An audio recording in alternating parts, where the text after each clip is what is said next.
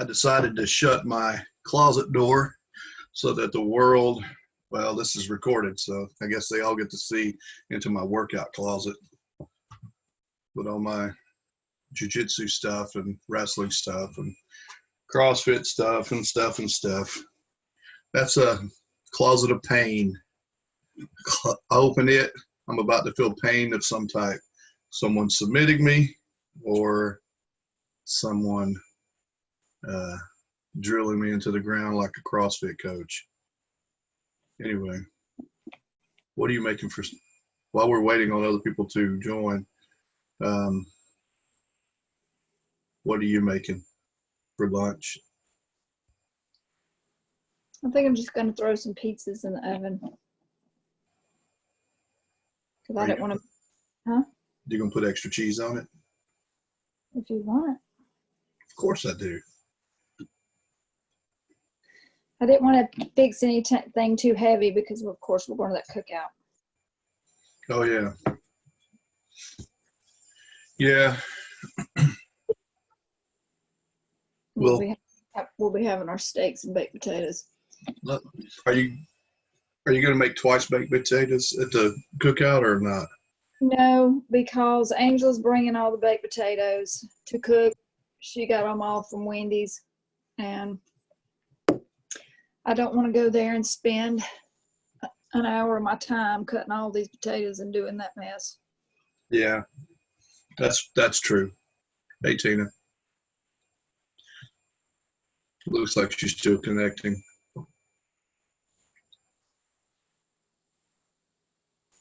Tina! Carissa's wanting in. So,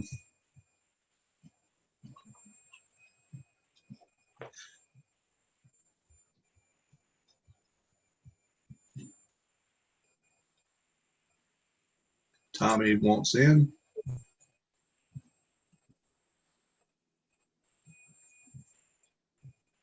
Give it a few more minutes for those stragglers who got stuck in the commute to Bible class. Is Kenny and Jan coming in today? I don't know. They normally do. I'm just going to give it a couple more minutes.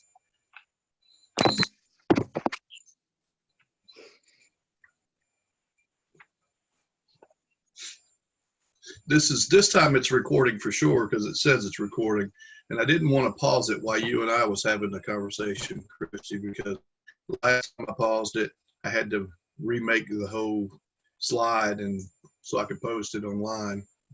I didn't want to do that again.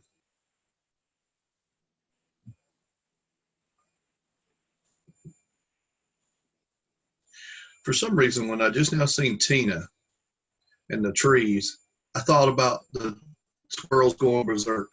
I don't know why, but that song, like just seeing the top of the trees.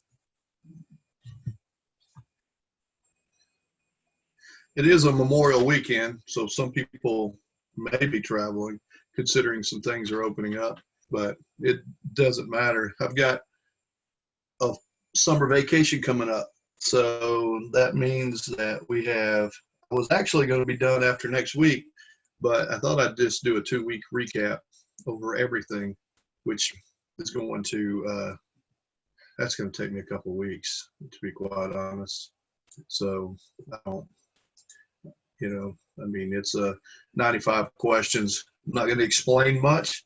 We're just going to go through it and we'll talk, and we'll just answer some of the things that I've answered, or talk about some of the things that I've answered through these months. Just got to, hold on one second. Let me check just got a message from someone. Is anybody out there? Are you going to join? This is Miss Sylvia. I sent her last week's video, after I remade it. Just give me 2 more minutes and then we'll get started, guys. That'll be whoever's here is here. Here's Ken Hammond. Let's see what Miss Sylvia says. I don't want, last week, Miss Sylvia sent me a message at the beginning of class, and I didn't see it till after class. So I didn't want to do that to her again because she wanted to join. And if I can help her, you know, she's our most elderly person. She's in her 80s. So when I'm in my 80s, I hope that I can handle technology as well, whatever that looks like then, as well as she does today, considering it is definitely not part of her generation. I asked her, "Are you joining?" I kept, you know how you can see when someone's typing on a Facebook Messenger? It was typing forever, and here's what it come back: "If I can." That's all it said. It took all this time I was waiting on that one simple reply for her to say, "If I can." I love her. She's awesome.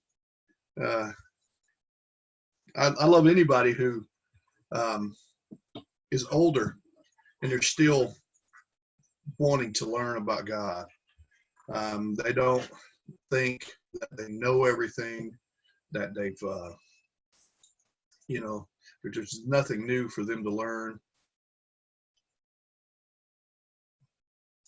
Let me just do something right quick. I got to move this over here so I can, when I share a screen, it will be the appropriate screen. Kent just now sent me a message. He's about to log in. Okay. He just because I didn't send him the link, he thought that meant we weren't meeting. Oh, well, I can't. I've done told you I'm not going to be the one that constantly does that. I mean, I can't. Well, it's on your Facebook page. That's how I got in. You're talking about on the Convergence page? Yeah. Well, no, I went to the Defend the Word page. Is that the same one or is that a different one? That's different. The Defend the Word is mine and Christy's ministry. Defend the Word Ministries. You can go to our website, defendtheword.com. Yeah. But well, it's on there too. I actually have I put it on there, this morning, but I have actually got, by Jim's recommendation, I created a website called Convergence. That way North Point would have a place to go, you know. I couldn't remember that name, but I remembered Defend the Word, so I went there. Well, that's fine. Well, the reason why we named it Defend the Word was because it's something sort of easy to remember. So many Christians, at least in our generation, call it the Word, you know. So yeah. I'm gonna stop my video and of me, and I'm going to are you guys seeing my screen? Yes. Okay. All right. So I'm going to go ahead and get started, guys, because let me just tell you, I have a hard stop at 12 because our premarital counseling that's normally at 1 has to be done at just a little after 12, because at 1:30, Christy and I will be doing some memorial grilling over nearby at my brother-in-law's house, her brother. So we're pressed for time, but what we'll have next week to finish up. All right. So give me 1 second. Let me pull up over here. Okay. All right. I think, okay, hold on 1 second. Here's someone wanting admitted. And now I'm going to get, as soon as they're in. Okay. Let's just get started. Shouldn't Christians steer clear of looking too deeply into the powers of darkness? My thought is only if they want to be theologically uninformed and or misinformed. A solid grasp of what Scripture teaches about the powers of darkness helps us in both theological and practical ways. For example, the subject helps us to parse theodicy, which theodicy is a God's relationship to evil. It's a fancy word, so probably shouldn't have said it. The proliferation of depravity after the fall. Where the biblical storyline of Israel versus the nations comes from, and how the work of Jesus addresses.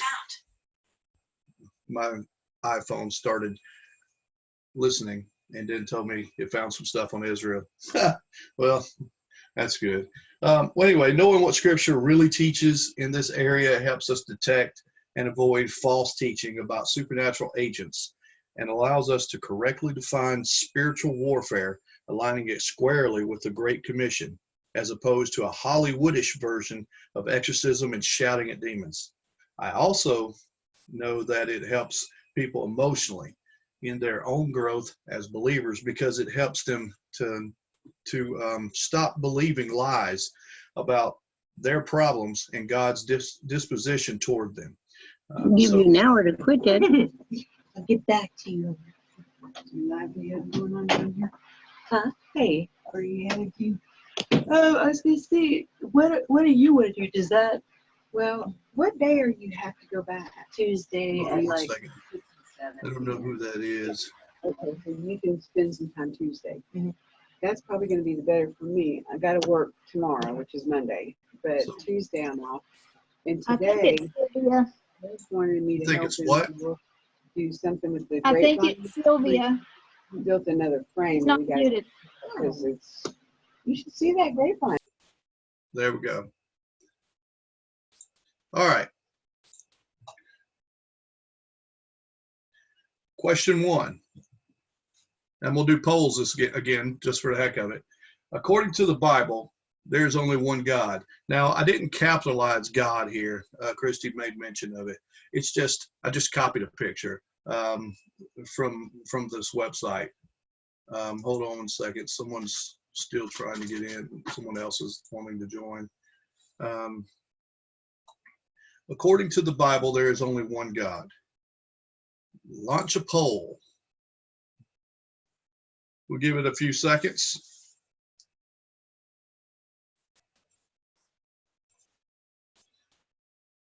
We'll see.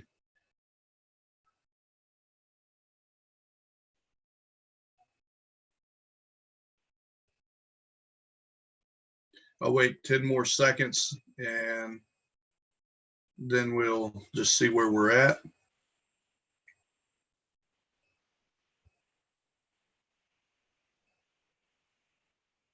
Okay. So 75% of the class said that true, there's only one God, and 25% said yes. So what is the answer? Well, the answer is false. And we're about to talk about this. So, and I'll explain why this is and how the word God can be misleading in English. Now, I hope this made you smile. We're going to rush through these next slides until we arrive at the next question.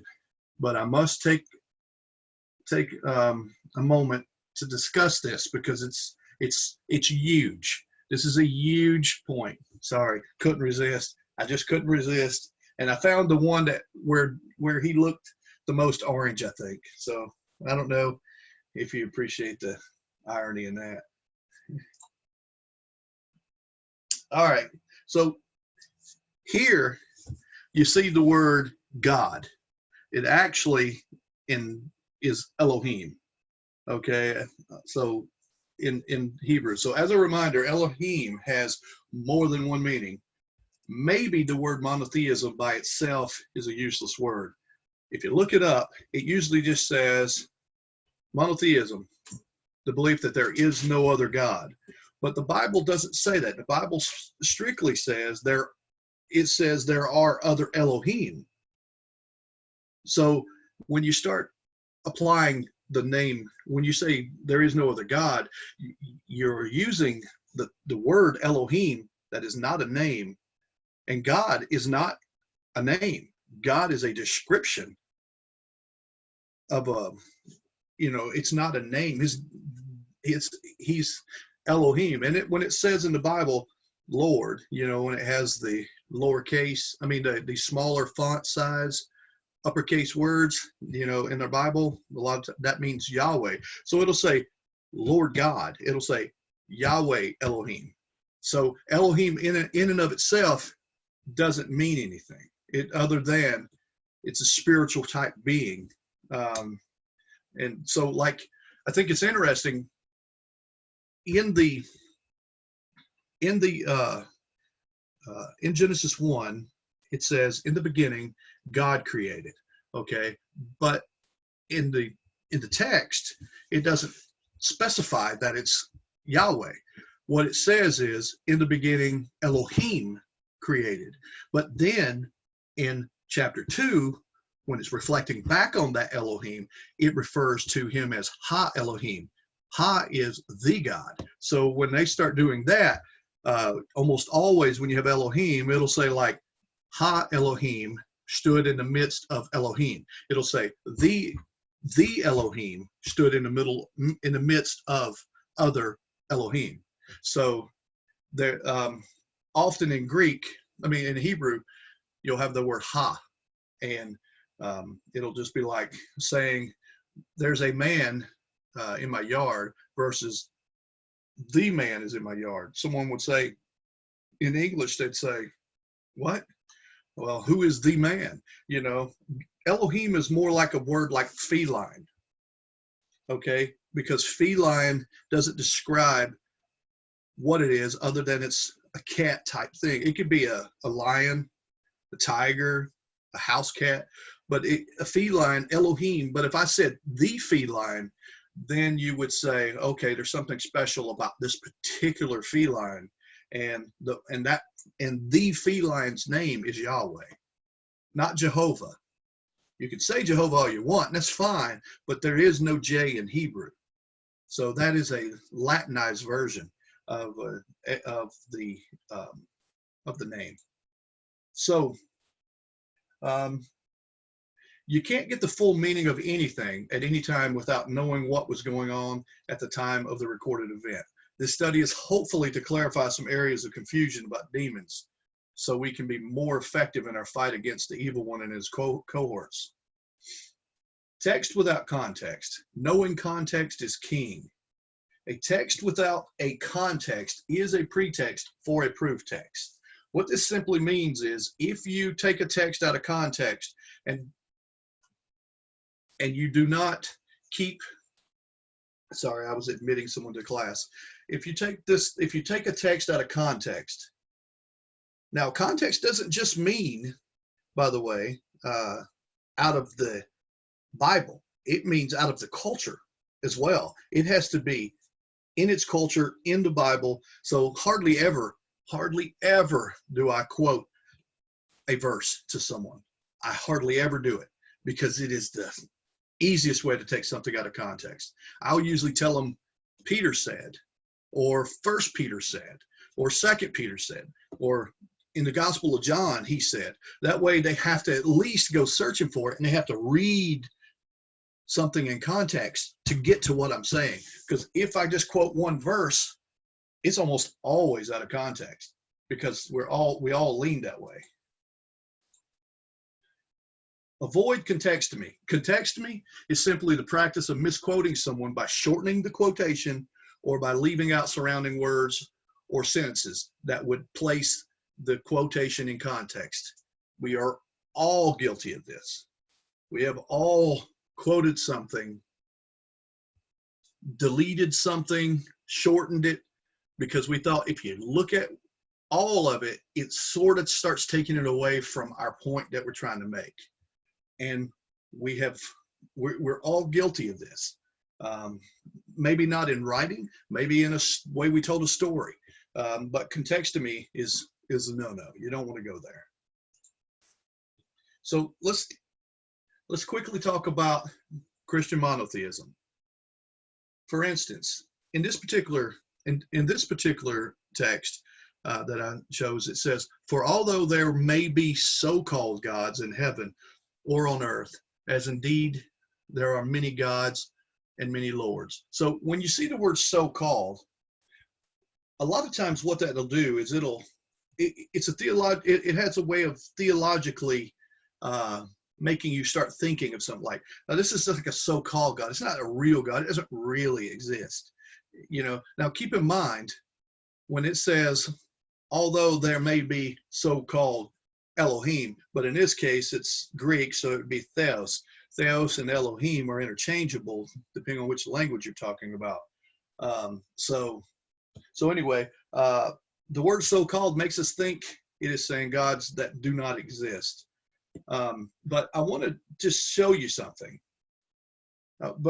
Well, I got a note here in my notes. It says horse race number 6. So what that is I was telling Christy, I said, when it says that God's greater than all the other gods, if those gods are not real, that is like saying, going to a horse race and saying, how's horse number 6? Should I bet on horse number 6? And then someone tells you, absolutely, they are better than all the unicorns out there. They're faster than any unicorn. Would that help you build confidence in that particular horse, knowing that they're greater than any other fictitious horse or, like a unicorn? No, because it wouldn't make sense. And it doesn't make sense either. It actually takes away from the deity of God by saying he's compared to nothing. Now, it is important, as a side note to all my side notes here, that the people in ancient Near Eastern and the Mesopotamian, they did not think idols were gods. So many people misunderstand this. What they thought was it was a vessel for their god to inhabit. So if the idol was destroyed, it did not hurt the god that was supposed to inhabit it. It just simply gave him it just simply destroyed his house, so he couldn't actually reside there. And there's a really interesting ritual that they would do, and it's called open mouth ceremony. It's when they make this idol and they do this thing called an open mouth ceremony, and it basically conditions this idol to make it a place that their spiritual Elohim could come and reside in. So people say, well, the idols are nothing. Well, they knew that too. You destroy their idol, all you did was destroy their God's home. That means they have to go make another one so he can come back. So that's an important description. But here, I decided to do this real quick. Here you'll be hard-pressed to find the Greek word lego, which is the English word for so-called. You see over in the upper left-hand corner, you can see it highlighted in yellow. So-called in Greek is lego. It's represented so few times in these 1,305 times that it doesn't even make the chart. Now, when you go to the Greek Old Testament, out of 1,851 times, it's never translated the word so-called. So out of 3,156 occurrences in the Greek Old Testament and New Testament, it's only translated so-called twice. And I went ahead and posted those 2 scriptures for you. This is it. So I'm not saying they did wrong, but I am saying that I think this may have been an attempt to alleviate confusion, but I don't think by choosing these words in English, but I don't think it actually helped. I think it actually created more confusion. After all, the version that I'm using here is going to be consistent across the board, so I'm not going from version to version and nitpicking or cherry picking. It's the ESV, which is a solid translation. But this version, even though they use so-called here, they actually translated Deuteronomy 32:8 as sons of God, not as sons of Israel, as the Masoretic text uses.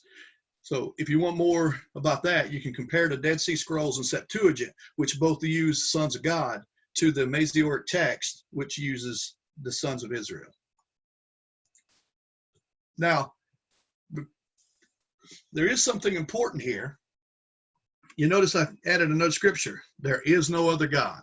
I am the first and the last, and besides me, there is no God. What does that mean? Does that mean all other Elohims aren't real? Now remember this capital Lord, it says Yahweh, the King of Israel, Yahweh of hosts. That's funny, the Redeemer, Yahweh of hosts. Host of what? That is the divine council. He's saying there is no other Elohim. I'm the only Elohim. But yet he says himself that he stands in the middle of the Elohims. So what are we getting at here? Now, I chose the Tower of Babylon, but Babel, in Babylon, just because I thought it would be cool. And I also chose a picture of the ancient Nineveh, gates. At least that's what the internet said. I assume it is. I haven't been there myself. But understand that in that culture, there's an idiom. And the top one, you'll see, I and there is no other beside me. And the other one says, and below it says, I and there is no one else. Both of these are saying, Babylon and Nineveh are saying, there are no other cities but me. Even though they knew there were other cities in the world, what it means is there's no one like me. There's no one as powerful as me. That's what they were saying. So it's the same way when the previous verse, when he says there are no other gods, just like they're saying there's no one else besides me, even though they are technically, and we know that there are other Elohim because the Bible constantly says there are. So anyway, these are called denial statements that we're going through. I could give you other examples, but I just wanted to let you know this is how you work this out. When they say there's no other one, he said, well, what does that mean? That just means there's no one like me, just like Babylon and Nineveh did. I mean, this is not me just coming up with something obscure. This is just something that you guys may not have heard, but this is not uncommon knowledge. Gene, can I say something? You can. Seems to me if we just say there's one creator and there are other Elohim, but they are all created beings, correct? Yes. You just remember, Kent, that all of this is clear in Hebrew. It only gets mucky in English. Okay. Because we have actually changed the name God into a set of attributes when it was not the way the Hebrews use it. The Hebrews just simply say this is Elohim or the Elohim. But we say, well, when we say the word God, we actually attach that word, English word, to a name, and it means a certain thing. But that is not how the Hebrews use it, ever. When they specify, they either say Ha Elohim, the Elohim, or they simply say Lord Elohim, which is Yahweh Elohim. So it's clear in Hebrew. This word is very confusing. There's the worship of idolatry. I need to move on. So I'm just going to say this one thing. The worship of the worship of an idol is called idolatry. There's a word out there called monolatry. It is the worship of one. Maybe we should be called either biblical monotheists, which would be different than modern monotheists, because we don't deny that there's other spiritual beings. We just don't like calling them God. Why? Because we have changed the meaning of the name God. We have made it a title. I mean, an actual name versus just a description, like the Hebrews used it. So anyway, I spent way too much time on this, but I told you it was huge that I go over it. I know I'm a dork. Christy says I'm so corny and so cheesy that she calls me a corn casserole. All right, so let me get here. Let's see. Question 2, launch the poll. The gods of the nation.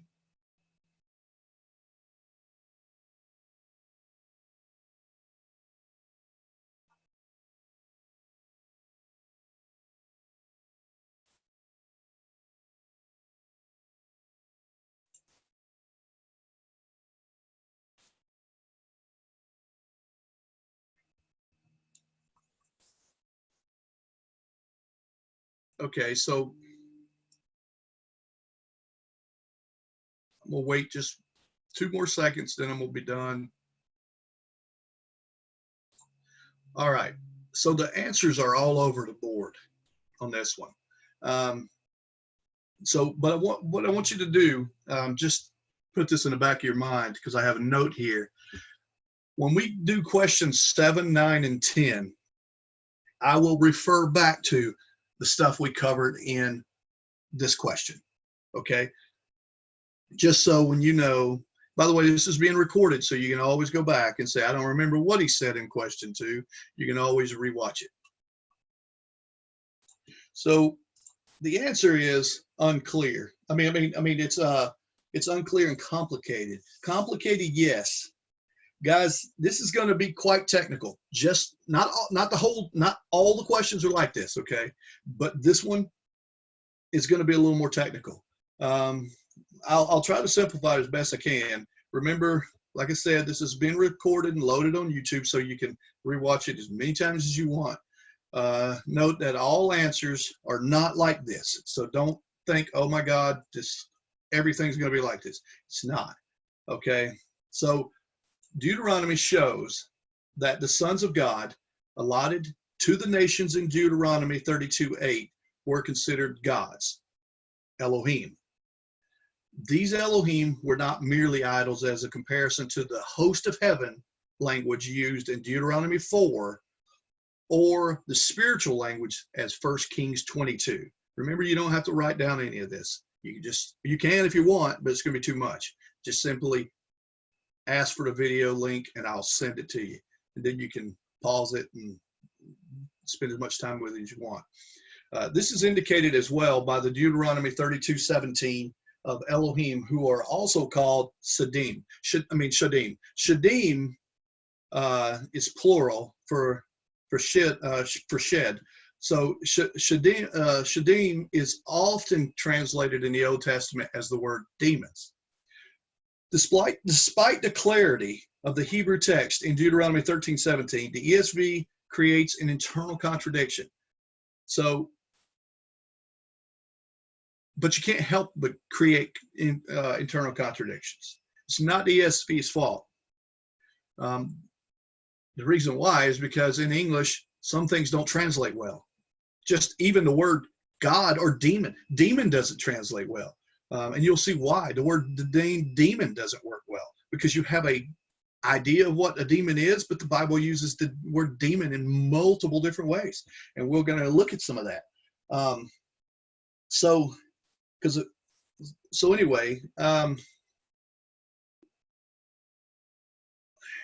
got a lot here. Let me just move past this. So in the book Unseen Realm, should I just read? In concert with other scholars, the notion of hostile divine princes, i.e. evil territorial spirits, in Daniel 10 derives from the allotment of the nations in Deuteronomy 32:8 and 9. Often, Shadim, or demons, or daimon,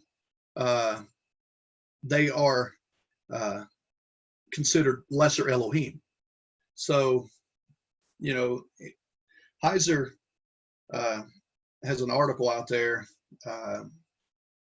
Deuteronomy 32:8 as well. I mean, what I'm doing is I'm reading my notes and I'm trying to make it as untechnical as possible. I think I'm jumping around.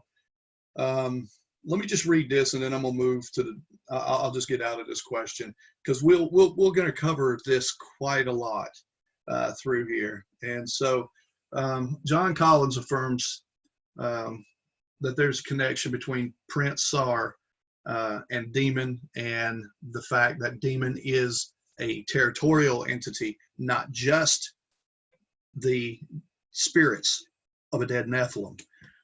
So now that's important, because remember how I said Satan in the New Testament and Satan in the Old Testament is not used the same, because it's just like, here's a Satan figure, an adversary figure, but in the New Testament, Satan's actually like a name of something. You know, the words the meanings have changed. So John Collins said the notion that different nations were allotted to different gods or heavenly beings was widespread in the ancient world. In Deuteronomy 32:8 and 9, we read, when the Most High gave to the nations their inheritance, when he separated to the sons of men, he fixed the boundaries of the people according to the number of the sons of God. The origin of this idea is to be sought in the ancient Near Eastern concept of the divine council. The Syriac affirms Deuteronomy 32. He appointed a ruler over every nation, but Israel is the Lord's own portion. I have more, okay. A recap. The Hebrew word shadim is related to the Akkadian word sadum. The Akkadian word refers to spiritual territorial beings, which fits well with Deuteronomy 32:8, where these sons of God are over nations that have been divided, which is a reflection of Genesis 11, which is the Tower of Babel. And that's why, by the way, why I chose that image, because it's applicable to our study.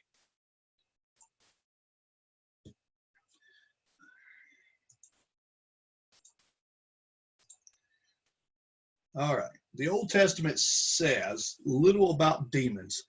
It is not until we get to the New Testament that evil spiritual beings appear on the scene.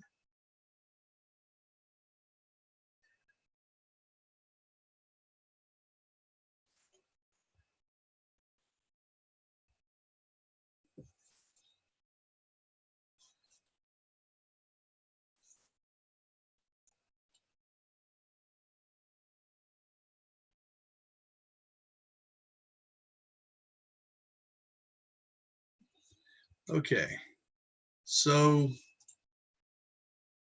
most everybody chose false. 75% of the class chose false. 25% of the class chose true. Now,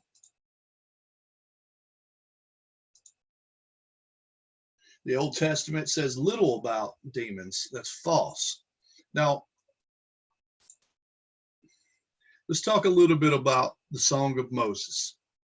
Okay, Deuteronomy is considered by some of the scholars to be the oldest written text, not the oldest text that's referenced. That would be Job, because Job references time before Israel,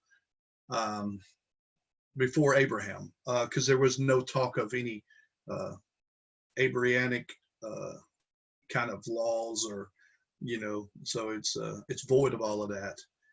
But yet God didn't consider him a pagan, so that's why Job is considered older, or at least contemporary with Abraham, just as he got started with God's covenant. But anyway, Deuteronomy 32 is known as Hazinu, which means literally to give ear, which is a famous poem of a historical review of Israel in the wilderness in a poetic form. The Old Testament scholars, Tigay dates it to around the 11th to 12th century. A modern biblical scholar who is best known for the study of Deuteronomy and his contributions to Deuteronomy volumes in the JPS Torah commentary. That's who Tigay is. So he's not just a nobody. He actually specializes just in Deuteronomy. So here, just because it's fun, I just showed you here where Hazinu, give ear. What it is common, by the way, for the Jews to remember important passages by the very first word in there. You know, so like the Shema in Deuteronomy 64, which the Shema is actually part of Deuteronomy chapter 6, 11, and Numbers 15. But the Shema just means hear. You know, like, hear, O Israel, the Lord our God, the Lord is one. The word hear is Shema. But they remember the passage just by the first letters, Shema.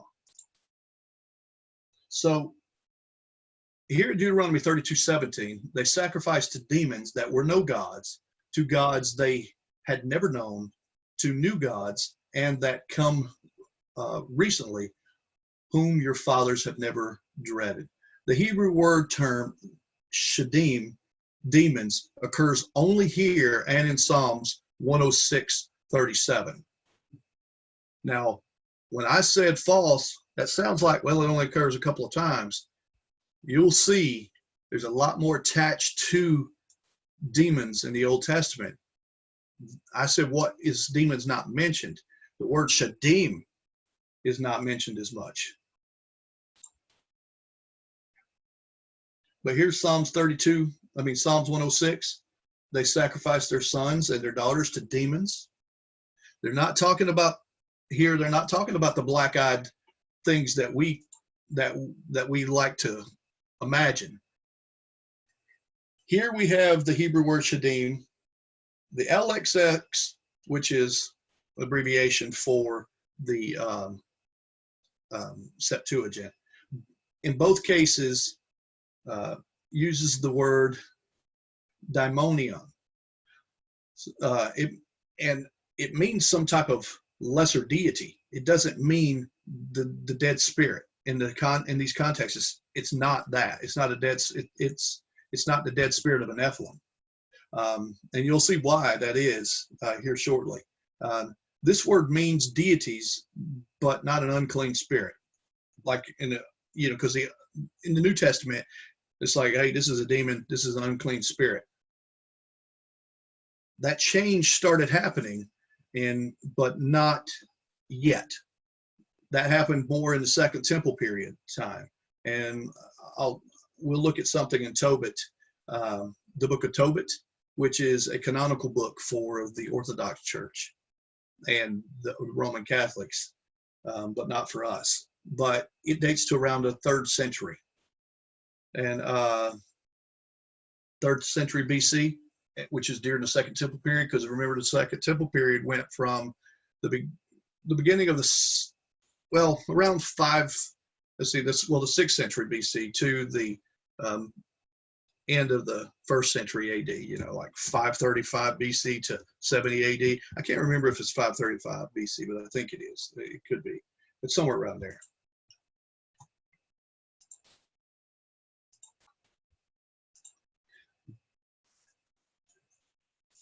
The Greek word demon refers to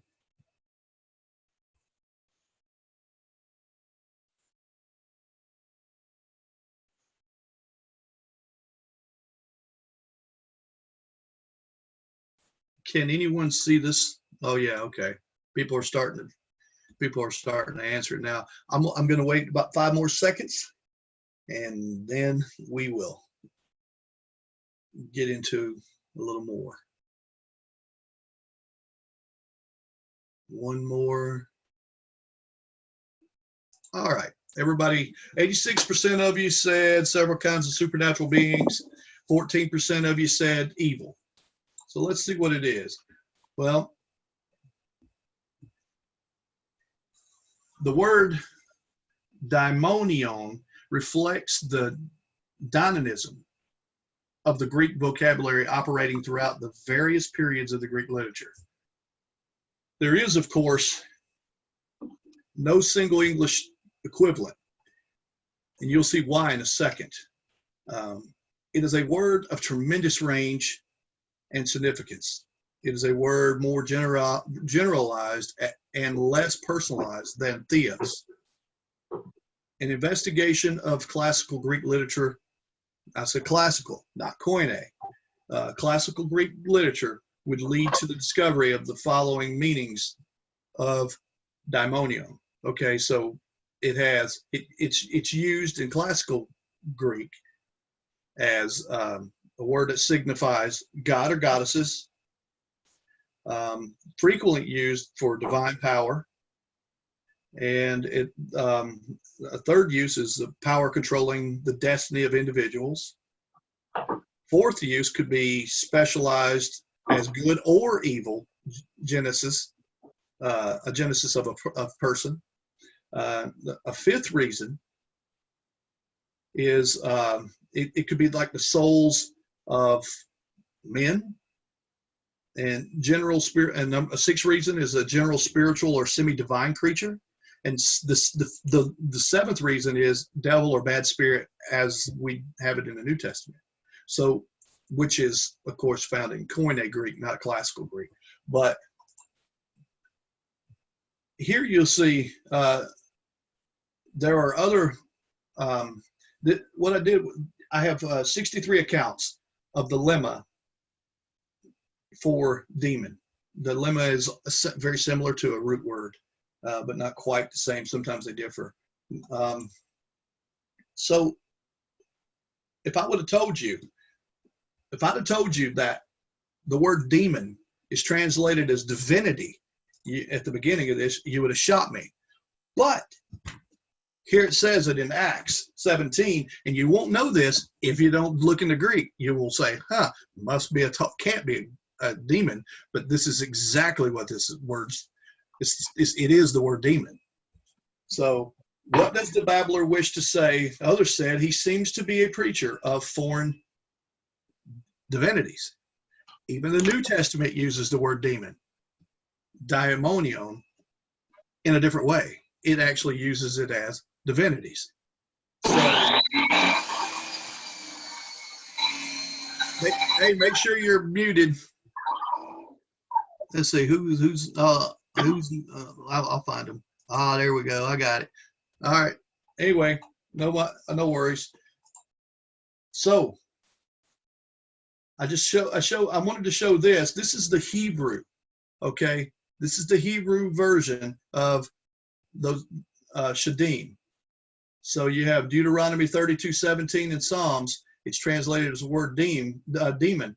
Remember, I showed you those two, but there was one other one where it is, the lemma is right here, but then you have this little part right here that actually turns it into the goat demon. So that's in Leviticus 17:17, but it's still from the same root word demon. Now, I'm going to show you something else. What I'm doing here is showing you how this word demon in the original language means a lot more than just demon that we think.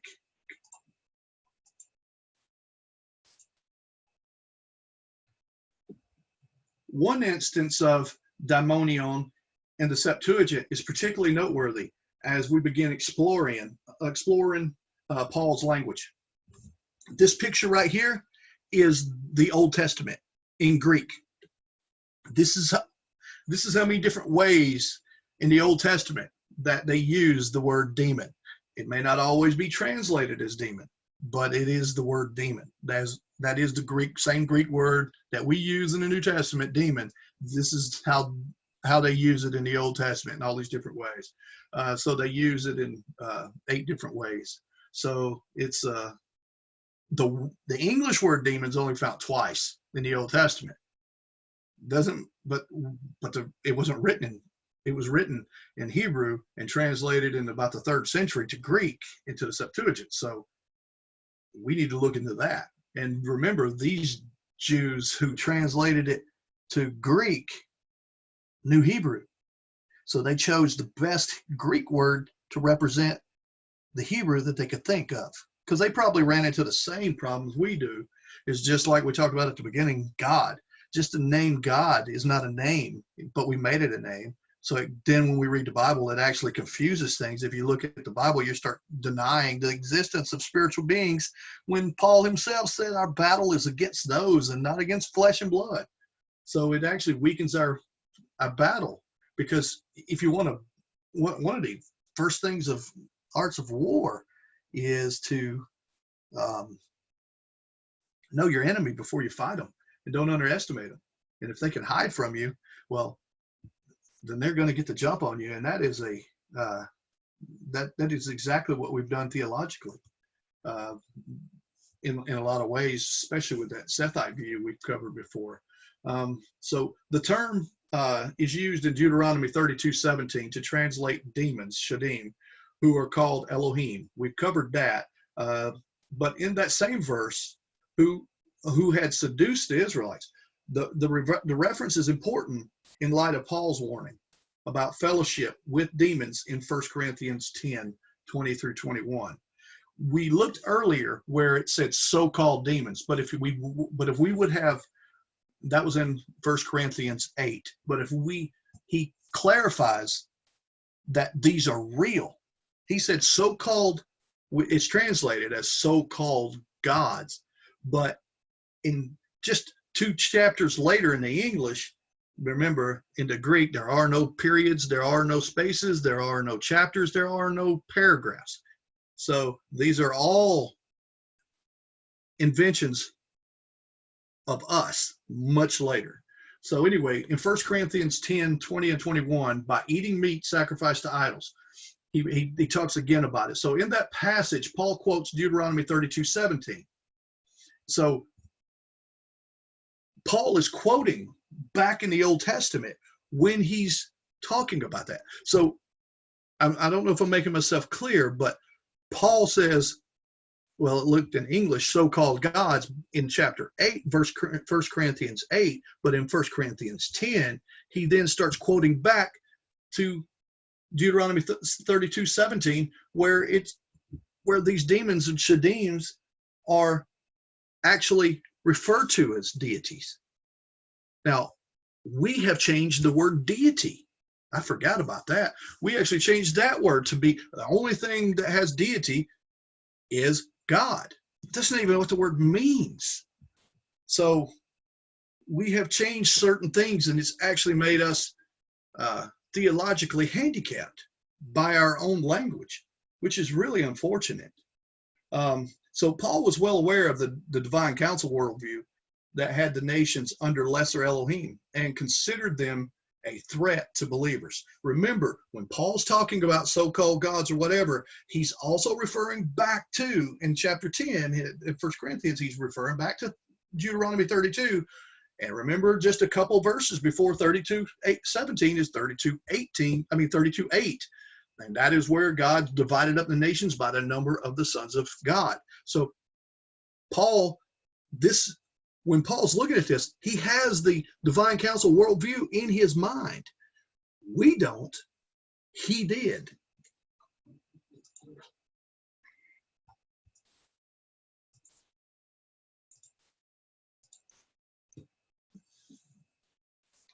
So this will be the last questions I cover today. Okay, this will be question number 5. The Bible contains blank unique words for evil supernatural beings.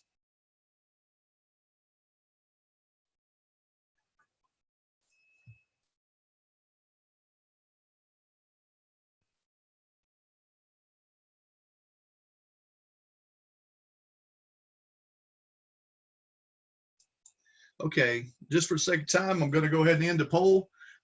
We have 20% says less than 5, 60% says more than 15, too many to count. So, all right, so it's not too many to count, but it is more than 15. And just for the heck of it, you know, I got some words here. Some are places, some are things. I mean, I didn't list out all, you know, I just wanted to just see the variation of some things. So some scholars associate Mot. You notice Mot is on the list. It looks like Mawet or Mot. Okay, so they're both the same. So some scholars associate Mot, personified death, with the king of terrors of Job 18:14, since the preceding verse contains the line firstborn of death. Job, that's in Job 18:13. In Canaanite mythology, Mot is depicted as a ferocious consumer of gods and men. Remember, of gods, of Elohims, of the spiritual beings. He's not, so with the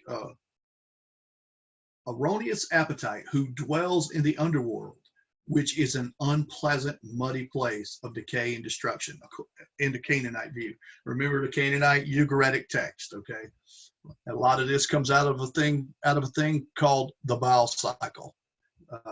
the Baal cycle or the Bel cycle, Baal cycle. There's all the different ways you can pronounce that word.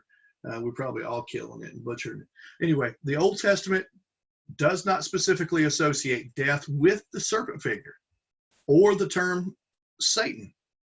The New Testament reference to the devil having the power of death, Hebrews 2:14, does have roots in Canaanite and Israelite thought.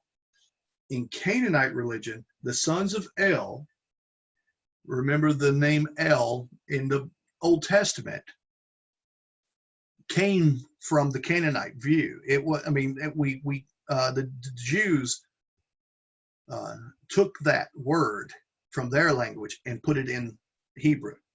So they didn't invent the name El. It was already pre-existing before them. They just simply repurposed as El as Yahweh instead of El being the top god over Baal, or because El was over Baal and El he was the top god. All other spiritual gods served him. Okay. So anyway, I'm sorry to digress. So in Canaanite religion, the sons of El must fight for the position of co-regent with their father. Okay, so there was a battle, and in the Baal cycle, Mot initially conquers Baal. So Mot beat Baal, but then Baal was pretending to be dead, and then he revived, and then he conquered Mot. So then Baal was elevated as co-regent with El, and guess what his name was? Prince Baal, or Baal Zebub. And in the New Testament, it's called Beelzebub. But in the Old Testament, it's Baal Zebub. So Baal Zebub ascends. By the way, Baal Zebub is actually in English in the Old Testament in a few different places. And we'll go over that later. Just a little more detail on what the meaning, on the couple of different meanings of Baal Zebub. It's not only Prince Baal, but Zebub could actually mean flies, like, and so that's how the devil has the name Lord of the Flies, because Baal means Lord. So it could mean, one of the meanings of Baal could be Lord or Father, or, by the way, did you know that if you look up the word Baal in Hebrew in the Old Testament, it's all through the Bible. It's hardly ever translated in English, so because it's confusing to us, but it's the word husband in the Old Testament. You'll see it in there many, many, many times in the Hebrew. And you'll say, because a husband is called Baal, because he is the Lord of his family. So anyway, so Prince Baal ascends to the co-regency and becomes Lord over the underworld in the process. This Canaanite title is the backdrop of Beelzebub, as I just mentioned, a name for Satan and the devil in the New Testament. So a scholar named Spronk notes that this participle seems to have a special meaning in the context of the cult of the dead, denoting the spirits of the dead crossing the border between the land of the living and the world of the dead. So the Ugaritic parallels make this association clear. The Ugaritic cognate of Oberon is found in, well, if you want to know, KTU2 1.22 I:15, but that's just, you can look it up. So in the Ugaritic text, describing a necromantic session, the king invokes the spirits of the dead, Raphim. Rephaim. Why did I bring that word in, Rephaim? Because we'll cover it later, because Rephaim, it's on your list here. Rephaim, giant, shades, the dead. It's actually a bad name. So, but it's found, that word is found in the Ugaritic text, which predates the Bible, what's written in the Bible. So that's why it's so important. So anyway, so we can understand the ancient Near Eastern thought of what was the Jews having to deal with and fix, because there was a lot of theological things being kicked around. But anyway, so I said the king invokes the spirits of the dead, the Rephaim, and celebrates a feast, probably the New Year festival, with them. It is told that they came over traveling by horse-drawn chariots. As they are taking part in the meal serving for them, they are explicitly called those who came over. Now, I'm at 12. I just want to finish this one part because I think you might find this to be interesting. It's about Lilith. And so the wind demoness, Lilith, who can already be found in the Sumerian epos of Gilgamesh, Enkidu, and the underworld, does not seem to have any special importance outside of Mesopotamia. Now, Lilith in Mesopotamia has a special place, and it's called the wind demoness. There's certain things she does, okay, but she is in the Bible as well. But you won't know it in English, which is really, really fascinating to me, how much theological leanings there are in all these different translations. So you have to read different multiple translations, because you'll get, ever how someone believes, they're going to choose words to fit that belief. They don't, they have to choose something. So that's why I encourage multiple readings. But anyway, it is astonishing, however, that according to Isaiah 34:14, Lilith belongs to the inhabitants of the counterworld, together with owls and other birds of prey, ostrich, jackals, snakes, desert dwellers, howlers, and he-goats. The description of the ruins of Edom in Isaiah 34:11 through 15 is subtly composed literary text with close connection to Isaiah 13:2. I mean Isaiah 13:21 and Jeremiah 50:39, which are similar descriptions of this deserted Babylon. Isaiah 34:11 through 15 intensifies the description of Isaiah 32:21 and Jeremiah 50 by listing the inhabitants and introducing Lilith. So, by the way, you notice I have Belial in yellow at the bottom. The reason why I have it in yellow is it's mentioned in the New Testament, and we'll mention it more, but it is the most common name through Second Temple period as the devil. Okay, so, but I wanted to if you just give me 1 second, I want to look. I'm gonna pull something on the other screen as soon as I can find it, and let's see. Isaiah 34.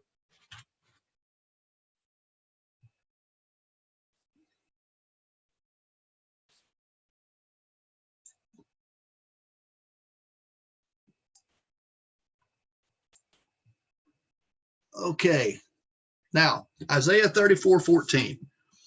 And wild animals shall meet the hyenas, and the wild goat shall cry to his fellow indeed.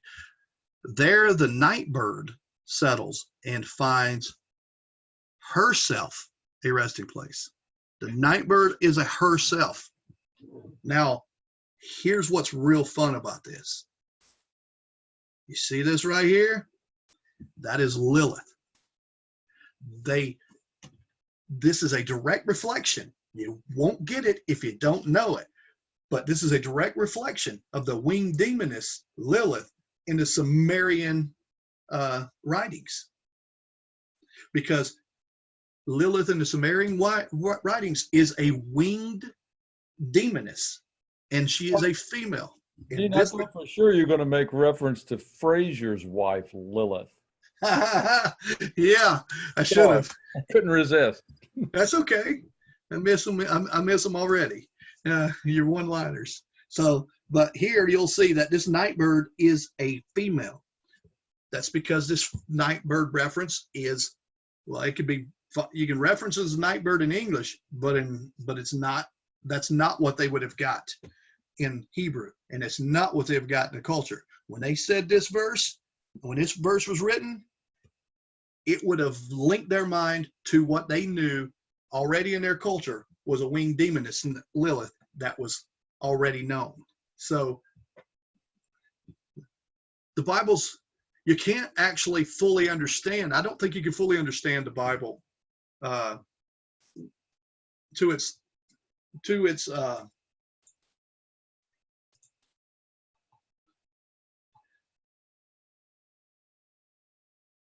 you know, I don't think you can fully understand the Bible to its completion and neglect all the things that it's pulled from all these other cultures and stuck in there. They throw these one-liners in the Bible, and they're like, "Oh, that's referencing the Sumerian winged demoness. We call it a night bird, and then we named it a she." It's no coincidence that that night bird is the name. Night bird flies, and it is a female. And you know, and at the same time, in the culture of Babylon, there was around them there was a winged demon named Lilith, and they used the exact same word. So it's just it's no coincidence. So anyway, next week we will finish this, and I apologize for having to stop, but I have to stop. So I hope that you see that your view of certain things may, let's see, I don't think I have my camera on. Okay. I hope that you see that your view of certain things about like demons and, you know, are already being challenged.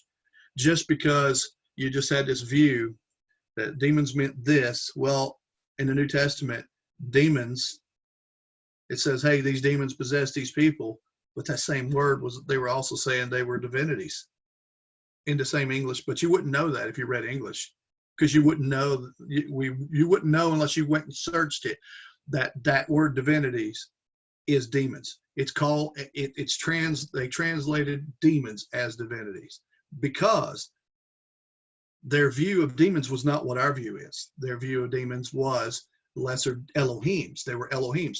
A demon is an Elohim. God is an Elohim. Now, there are none like Yahweh. Yahweh is species unique. There's nothing like Yahweh. Yahweh is an Elohim because he is a spiritual being, but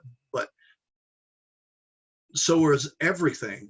Literally everything in the spiritual world, every angel, our spirits, like in Samuel, like when Samuel was called up from Sheol, his spirit was referenced as an Elohim.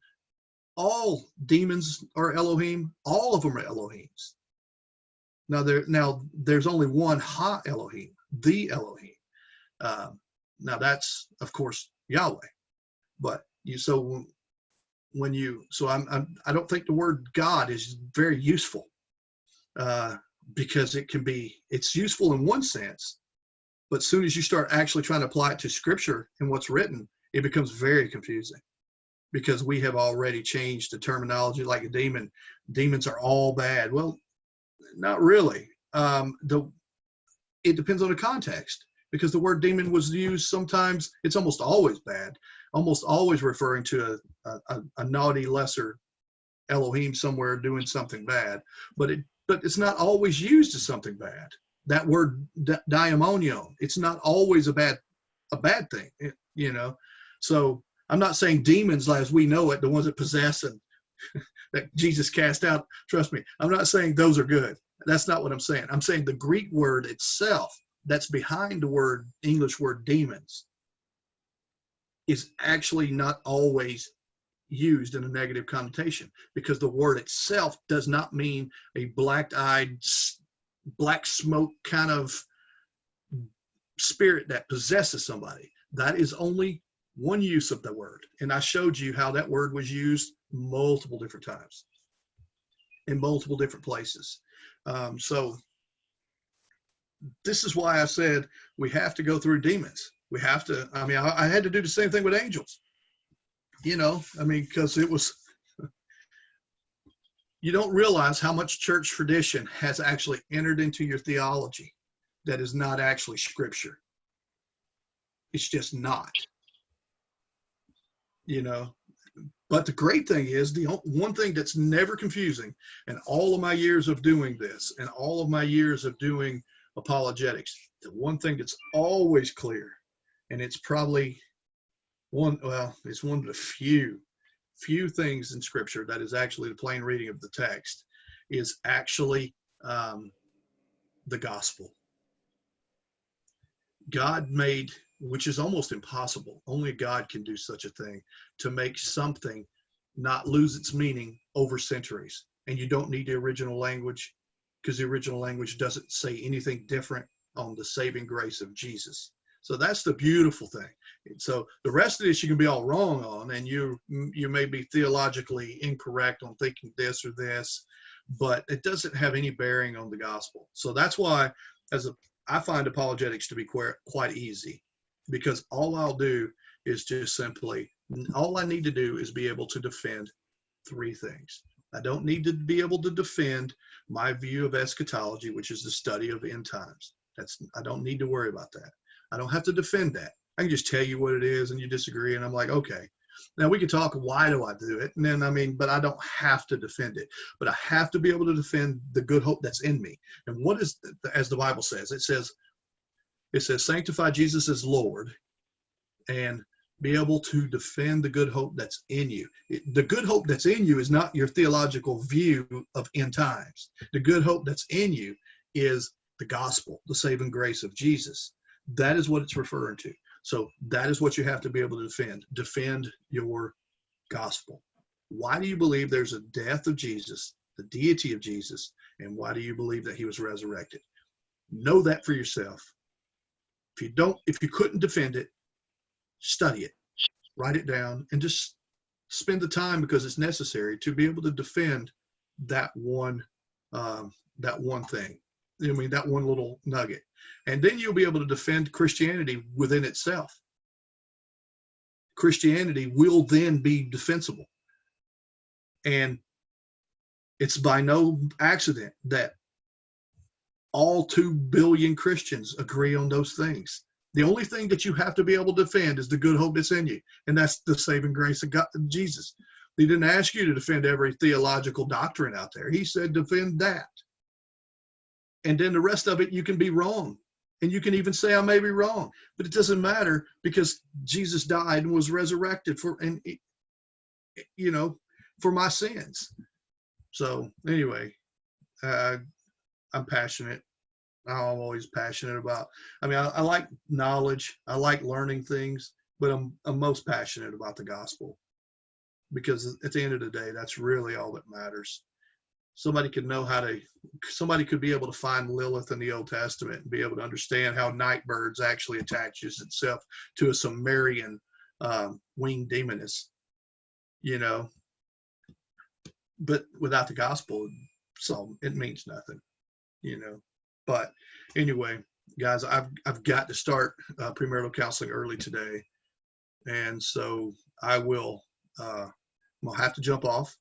And I apologize, but next week we can take as long as you want, as long as you're done at 12:02. I'm just kidding. No, but next week we'll have plenty of time, but this week I do not. All right, guys. So if you have questions, jot them down, write them down, but I don't have time to talk about them this week because I'm 15 minutes over and I was supposed to start at 12:05. So that's an issue.